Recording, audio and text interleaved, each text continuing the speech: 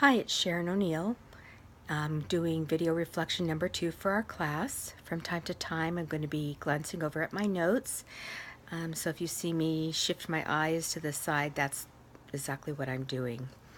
To answer the first prompt in terms of assumptions, after thinking about it and reading through the questions and thinking about the school culture that I've always been talking about in my video reflections, the first one that comes to mind for me is that most everybody wants the best for the community and for the school, the students and the teachers at large. Hopefully, as teachers, that's why we are there, and hopefully the schools keep that as one of their goals. I'm assuming that, here's an assumption right there, that most teachers get into the profession to make a difference, and all believe that everybody deserves to be educated, treated with dignity, treated equitably and equally. So there's number one, an assumption, and number two, an answer to the prompt. Another assumption, I think, is that once people understand the circumstances of others, they are usually willing to help.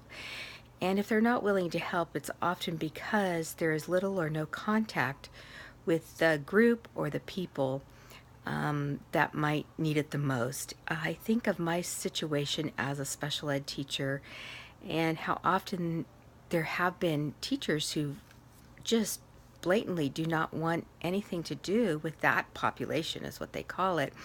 And they especially don't want them visiting their classrooms.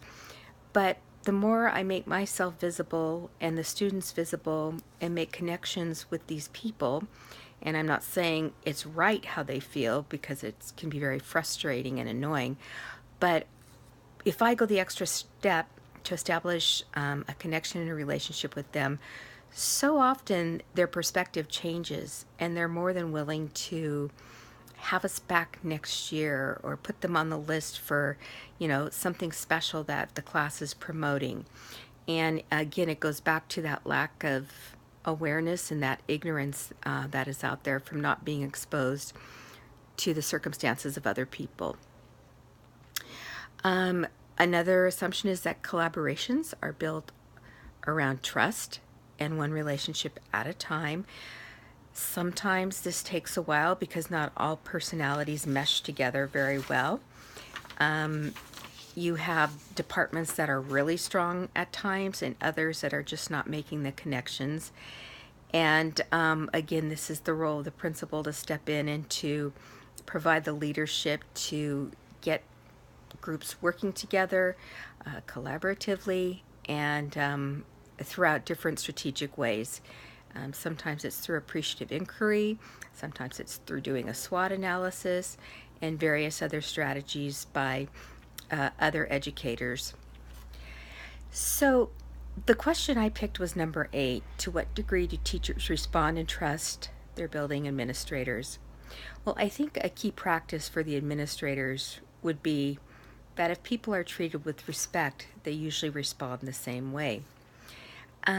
I think about the school that I worked at, and demographically, this was a middle class, upper middle class neighborhood. So for the principal, status was very important. She focused her attention on math and science departments. They did very well, but by the same token, faculty meetings were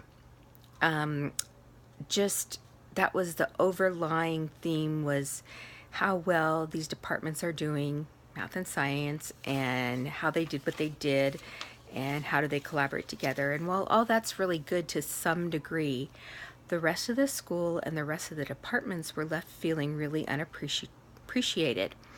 And especially in my world in special education, I always would laugh and say, I could call the parents and say we don't have school tomorrow and not have anybody show up, and the administrators would not even notice.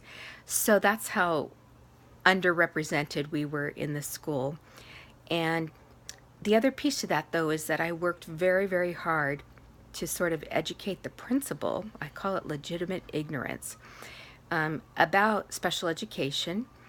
I worked really hard to develop a relationship with her and also to make ourselves visible on campus, and to make sure that the general ed community was a part of our community.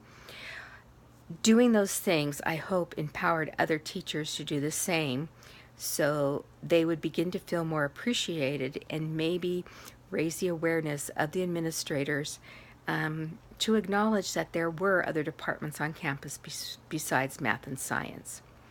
So that is the end of my video reflection, and I will see you next time. Thank you.